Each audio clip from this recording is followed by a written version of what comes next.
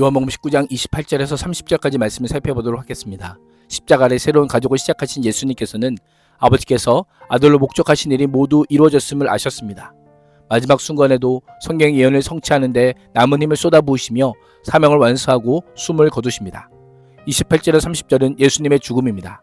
새로운 가족 공동체를 창조하신 그 후에 예수님께서는 모든 일이 이미 이루어진 것을 아셨습니다. 이루어진 이라고 하는 표현은 끝 또는 완성이란 뜻으로 그 끝이 부족하거나 불완전한 끝이 아니라 계획하고 추진했던 모든 일들을 완벽하게 이룰 때 사용하는 표현입니다. 아버지께서 아들을 세상에 보내어 계획하고 목적하신 일을 완벽하게 성취하셨음을 알려주고 있는 것입니다. 이제 마지막 운명의 시간만 남았습니다. 예수님은 십자가에서 극도의 고통을 겪으시면서도 마지막 순간까지 성경 말씀을 이루시려고 내가 목마르다라고 말씀합니다. 팔레스틴 지역의 종우는 보통 사람도 햇볕이 내리쬐는 가운데 서 있기 힘들 만큼 무더운 날씨입니다. 십자가에 못 박히신 예수님의 몸에서 물과 피가 목숨을 빼앗아갈 만큼 빠져나간 상태로 극심한 탈수 현상이 일어났을 것입니다. 스스로 생수가 되어 영혼의 목마름을 해결해 주셨던 예수님께서 한낱 극한의 목마름으로 육체의 한계 끝에서 인간의 근원적 고통을 공감하십니다. 하나님을 원망하거나 자신의 고통스러운 상태를 저주하지 않으십니다. 오히려 자신이 알고 있던 메시아에게 예언된 시편의 말씀을 기억하고 그 말씀을 인용하여 자신의 갈등을 표현하신 것입니다. 십자가상의 예수님의 목마름은 육신의 목마름을 넘어 하나님의 일을 이루시려는 갈급한 영적 목마름이기도 합니다. 그때 거기에 신포도주가 가득 담긴 그릇이 있었는데 어떤 자들이 해면에 그 신포도주에 듬뿍 적셔서 우슬초대에다가 꿰어 예수님의 입에 갖다 댑니다. 요한은 십자가 순환을 받으신 예수님을 이스라엘 백성들이 애굽을 탈출할 때에 이스라엘 사람들로 하여금 문지방에 피를 발라 장자 죽음의 재건을 피하기 위해 바쳐진 어린 양과 동일시하기 위해 우슬초란 표현을 그대로 사용합니다. 신포도주는 마치 성분이 있어서 십자가에 주는 고통을 경감시키는 효과가 있었습니다. 예수님께서 십자가의 고통을 온전히 감당하고자 이를 마시지 않으셨습니다. 바짝 마른 입술에 신포도주가 닿자 다 이뤘다라고 말씀하신 뒤 머리를 떨어뜨리시고 숨을 거두셨습니다.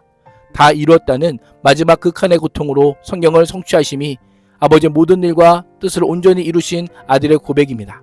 아버지를 향해서 신실한 아들의 기쁨의 고백이요 세상 목마른 자를 향해 아버지께로 갈 유일한 길이요 진리요 생명이 완성되었다는 복음의 선포이기도 합니다.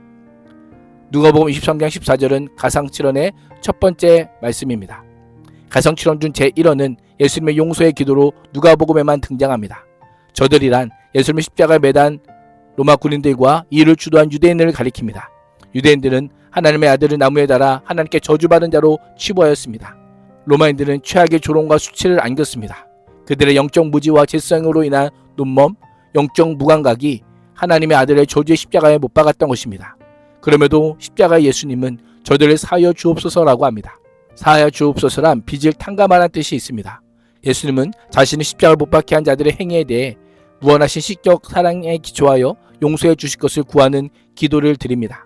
원수까지 품는 십자가의 사랑의 깊이와 너비가 어떠한지를 보여주시며 십자가 위의 용서와 사랑이 십자가 아래 무지와 대조되는 모습을 보여줍니다. 누가복음 23장 43절은 가상칠언의 두 번째 말씀입니다. 예수님과 함께 십자가에 달린 행악자는 너와 우리를 구원해보라며 예수님을 비방합니다. 다른 행악자는 오히려 그를 꾸짖으며 예수님의 무죄를 변증합니다.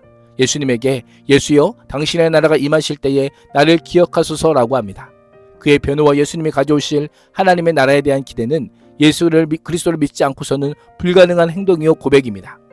예수님의 십자가 위에서 고통당하는 중에도 회개하는 강도에게 내가 진실로 내게 이르노니 오늘 내가 나와 함께 낙원에 있으리라고 선포합니다.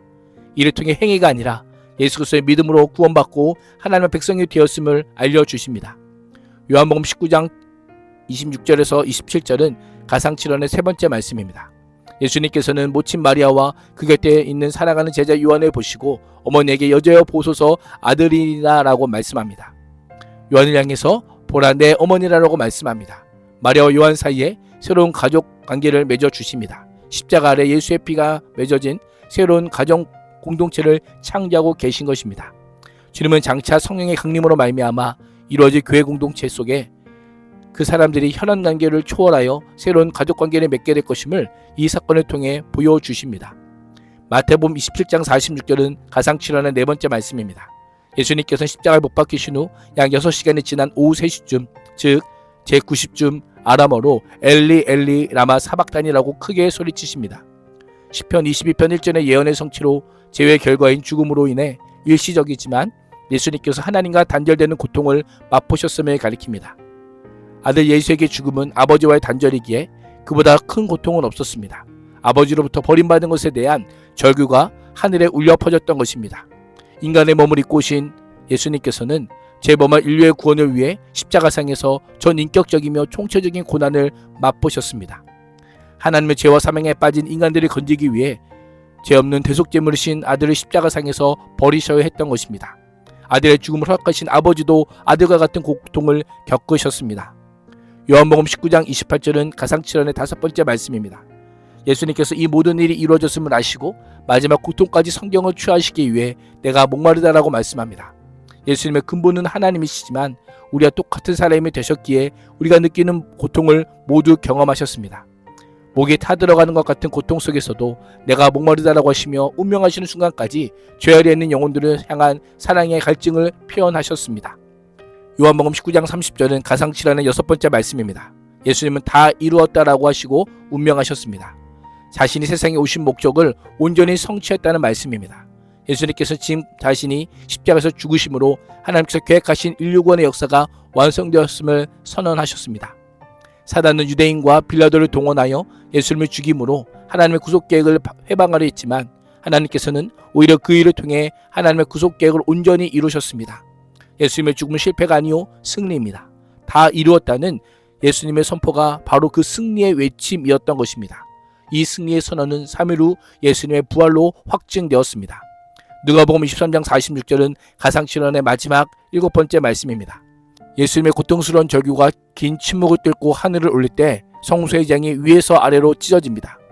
하늘로부터 시작되는 생명의 길이 만들어진 것입니다. 예수님께서는 큰 소리로 부르짖으며 아버지 내 영혼을 아버지 손에 부탁하나이다라고 말씀하시고 숨을 거두십니다. 부탁하나이다라는 표현은 맡기다, 의탁하다, 안전하게 보관하라는 뜻으로 귀중한 것을 맡길 때 사용하는 표현입니다. 이러한 기도문은 죽음을 앞둔 유대인들이 드린 기도요 초대교회 전에 내려오는 임종시 드리던 기도였습니다. 시편 30편 5절에 내가 나의 영을 주의 손에 부탁하나이다를 인용한 것으로 예수님은 죽음의 시간에도 하나님을 아버지라 부르며 관계의 단절이 아닌 완전한 신뢰 속에 맡김을 고백하고 있습니다. 이를 통해 하나님을 향한 절대적인 신앙을 보여주고 있습니다. 비록 십자가의 죽음이 잠시의 버림이지만 아들은 아버지를 절대적으로 신뢰합니다. 아버지는 아들의 죽음에서 살려내시고 버림으로 잠시 단절된 관계를 회복하실 것입니다. 아들을 지극히 높여 모든 이름 위에 뛰어난 이름을 주실 것입니다. 아들은 저주 가운데서도 여전히 자신의 사랑하는 아버지를 신뢰하기에 자신의 영혼을 온전히 맡겨드리고 있습니다. 이를 통해 예수님의 죽음이 단순한 비극이 아니라 자발적인 순종과 신뢰의 행위였음을 보여줍니다. 우리는 위기의 순간 하나님을 찾지만 온전한 신뢰, 전적인 신뢰로 삶 전체를 쉽게 내어드리지 않습니다. 예수님은 가장 고통스러운 순간에도 자신의 생명을 맡기셨습니다. 맡김은 포기가 아니라 가장 확실한 하나님께 내 삶을 의탁하는 믿음의 선택입니다. 가장 안전한 삶을 영위하는 복된 길인 것입니다. 오늘도 내가 붙들고 있는 불안과 계획 등을 모두 하나님께 내려놓고 기도를 주님께 맡기며 하나님의 인도를 신뢰하며 기대하며 기다리는 복된 하루가 될 수 있기를 주님의 이름으로 축복합니다. 기도하겠습니다. 하나님, 내 삶의 마지막까지도 주님을 신뢰합니다. 내가 붙들고 있는 모든 것을 내려놓고 주님의 손에 맡겨드리며 하나님의 주권을 전적으로 신뢰하며 의탁하는 삶을 살게 하여 주옵소서. 예수님의 이름으로 기도합니다. 아멘.